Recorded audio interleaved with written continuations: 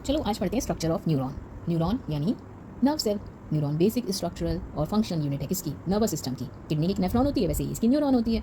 Neuron जो होता है वही आपको बताता है कि क्या बोलें, कैसे बताता है। डायरेक्टली नहीं बताता, मैसेजेस और सिग्नल्स सेंड करता है ब्रेन को, जिसकी वजह से आप सोच पाते हैं, फील कर पाते हैं। कैसे करते हैं? ह्यूमन ब्रेन में अगर बात करें तो 86 बिलियन न्यूरॉन्स हैं। कभी कोई गर्म चीज़ छू लो, देखो समझ में आ जाएगा कैसे फटाक से हाथ पीछे जाता है। तो ये 86 बिलियन न्यूरॉन्स करते क्या हैं? ये एक वास्ट कम्युनिकेशन नेटवर्क बनाते हैं और ये सेंड करते हैं सिग्नल्स, इलेक्ट्रिक और केमिकल सिग्नल्स। इसी से सोच पाते हो, इसी से लिख पाते हो, घूम पाते हो, फील कर पाते हो, सब कुछ कर पाते हो। अगर स्ट्रक्चर की बात करें इसके, तो उसमें 3 मेन पार्ट्स देखने को मिलेंगे। ये देख रहे हो, ये ब्रांच्ड, ये है डेंड्राइट्स, और ये जो बीच में गोला है ये सेल बॉडी। और इसके नीचे जाओ, सबसे नीचे ये पहले डंडा देख लो, ये जो ये सेल बॉडी से डंडा आया, ये एक्सॉन, और इसके नीचे ये देख रहे हो एक्सॉन टर्मिनल्स। तो डेंड्राइट्स क्या हैं? जैसे डेंड्राइट्स की ब्रांचेस देख रहे हो, तो ये शॉर्ट ट्री लाइक ब्रांचेस हैं जो सेल बॉडी से निकल रही है। देखो सब सेल बॉडी से तो निकल रही हैं। ये एंटीना की तरह है, जैसे एंटीना सिग्नल रिसीव करते हैं वैसे ही ये भी सिग्नल्स रिसीव करते हैं। इसके बाद जैसे एंटीना टेलीविजन के लिए सिग्नल रिसीव करते हैं और आगे भेजते हैं, इसी तरीके से ये भी सिग्नल्स को रिसीव करके हमारी बॉडी के आगे भेजते हैं। जितने ज़्यादा ब्रांच होंगी उतने ज़्यादा सिग्नल्स रिसीव होंगे। तो जितने ज़्यादा ये डेंड्राइट्स यानी ब्रांचेस होंगी, उतना सिग्नल्स दूसरे न्यूरॉन से इनके पास ज़्यादा आएंगे या ज़्यादा रिसीव करेंगे। तो डेंड्राइट्स क्या करते हैं? ये केमिकल सिग्नल्स को छोटे छोटे इलेक्ट्रिकल सिग्नल्स में बदल देते हैं। और ये कहाँ भेजते हैं? ऑब्वियसली इनके आगे कौन सा पार्ट है? सेल बॉडी, ये यहाँ भेजते हैं। अच्छा, सेल बॉडी को हम सोमा भी बोलते हैं। ये कंट्रोल सेंटर है, ठीक है। क्यों? क्योंकि इसमें बड़ा सा न्यूक्लियस है। सेल बॉडी जिसको सोमा बोलते हैं, ये सबसे बड़ा पार्ट है न्यूरॉन का। इसमें न्यूक्लियस भी है और कई ऑर्गेनल्स जो हम जानते हैं सेल ऑर्गेनल्स, वो माइटोकॉन्ड्रिया, राइबोसोम्स, वो भी इसी में होते हैं, इसी पार्ट में। और इसका क्या काम होता है? हेल्थ, न्यूरॉन की मेंटेन रखना, प्रोटीन्स बनाना, एनर्जी जनरेट करना। भाई जब इसमें ऑर्गेनल्स हैं तो ये सब काम करेगा। और सारे आने वाले सिग्नल्स को इंटीग्रेट करना डेंड्राइट से, ठीक है। मैनेजर की तरह है ये, इन्फॉर्मेशन को रिसीव करेगा, अलग अलग डिपार्टमेंट के लिए एनालाइज करेगा, ये भी डिसाइड करेगा आगे भेजना है कि नहीं भेजना है, ठीक है। अब अगर इसको लगता है नहीं भेजना है, इनकमिंग सिग्नल्स बहुत स्ट्रॉन्ग हैं, तो एक इलेक्ट्रिक इंपल्स जो है उसको ट्रिगर कर देता है, उसको एक्शन पोटेंशियल पढ़ते हैं। उसको हम नेक्स्ट वीडियो में देखेंगे कैसे जाता है सिग्नल। अभी हम आगे पढ़ते हैं इनके पार्ट्स को। न्यूक्लियस, अब ये बीच का बोला न्यूक्लियस, ब्रेन अंदर है सोमा के, क्या स्टोर करता है? डीएनए क्या स्टोर करता है? Genetic instructions. और इसके बाद ग्रोथ ऑफ न्यूरॉन को कंट्रोल करना भी इसी का काम है। डैमेज पार्ट्स को रिपेयर करना भी इसी का काम है। प्रोटीन सिंथेसिस, सेल का मेटाबॉलिज्म, ये सब न्यूक्लियस यही करते हैं। और इनके बिना तो सर्वाइवल ही नहीं है न्यूरॉन का। अब आते हैं इस डंडे पे, ये है एक्सॉन। इसको आप बोल सकते हो इलेक्ट्रिक केबल या इंफॉर्मेशन हाईवे।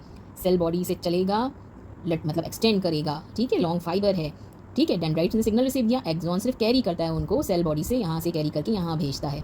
तो ये जो सिग्नल्स होते हैं एक्सॉन कभी कभी फ्यू मिलीमीटर्स लॉन्ग होते हैं, कभी कभी 1 मीटर भी होते हैं, जो स्पाइनल कॉर्ड से फीट तक जा रहा है। तो भैया आप लंबे हो तो स्पाइनल कॉर्ड से फीट तक सिग्नल जा रहा है या एक्सॉन जा रहे हैं, तो वहाँ तक भी हो सकता है लंबाई। एक्सॉन पे इलेक्ट्रिकल इंपल्स ट्रेवल करते हैं हाई स्पीड पे, जब तक कि दूसरे एंड पे ना पहुँच जाए। तो ये पूरा ऐसे भागते हैं, ठीक है। ये हाईवे की तरह है, ट्रैफिक को लेके जाने वाला, इलेक्ट्रिकल इंपल्सेस को नेक्स्ट सेल तक यहाँ से पहुँचाना।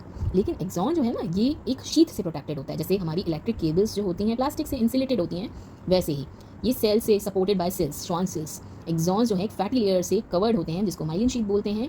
ये एक्सॉन को प्रोटेक्ट भी करती है और नर्व इंपल्स के ट्रांसमिशन को की स्पीड को भी बढ़ाती है, ठीक है। अगर ये ना हो तो सिग्नल्स लीक कर सकते हैं, जैसे इलेक्ट्रिसिटी इंसुलेशन के बिना लीक कर जाएगी, इनएफिशिएंटली ट्रैवल करेगी, तो नर्व इंपल्सेस भी ज़्यादा टाइम लेंगे। इनफैक्ट एक डिजीज़ होती है sclerosis, multiple sclerosis. Myelin sheath उसमें डैमेज हो जाती है और नर्व सिग्नल्स धीरे धीरे फिर पहुँचते हैं, मूवमेंट और कोऑर्डिनेशन में दिक्कत होती है उसमें। इसके बाद ये जो एक्सॉन माइलिन शीट है, ये जो कवर है, इसमें थोड़े थोड़े से, मतलब कंटिन्यूस नहीं होती है, तो थोड़े थोड़े बीच उसमें गैप होते हैं, टाइनी गैप्स। इनको नोट्स ऑफ रेंडियर बोलते हैं। कंटिन्यूसली सिग्नल्स सीधे जाने की बजाय यहाँ से इस पार्ट तक जंप करते हैं, इससे स्पीड और बढ़ जाती है, ठीक है। इसको सॉल्टेटरी कंडक्शन बोलते हैं और ये स्पीड को बढ़ा देता है।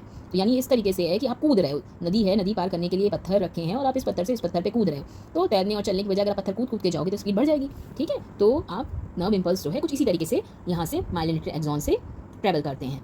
अब इसके बाद हम लास्ट पार्ट ये एक्सॉन टर्मिनल्स देख रहे हैं और ये बटन्स देख रहे हैं। तो ये स्मॉल ब्रांचेस जो हैं एक्सॉन टर्मिनल्स या साइनेप्टिक टर्मिनल्स कहलाती हैं। ये अच्छा, ये जो है ना टच नहीं करती हैं दूसरे न्यूरॉन को, उनके बीच में भी गैप होते हैं यहाँ पे। ये समझ लो, ये दूसरे न्यूरॉन से जाके मिलेंगे, गैप के बाद हल्का सा गैप जिसको साइनैप्स बोलते हैं, यहाँ भी जंपिंग होती है। जब एक्सॉन टर्मिनल पे यहाँ पे सिग्नल पहुँच जाता है तो यहाँ पे होते हैं न्यूरोट्रांसमीटर्स यानी कि केमिकल मैसेंजर्स। ये साइनैप्स को क्रॉस कराते हैं, ये साइनैप्स को क्रॉस करते हैं और रिसेप्टर्स से बाइंड करते हैं नेक्स्ट न्यूरॉन के। यहीं पे सिग्नल्स कन्वर्ट होते हैं केमिकल सिग्नल में, फिर वो वापस इलेक्ट्रिकल सिग्नल में कन्वर्ट हो जाते हैं नेक्स्ट न्यूरॉन पे।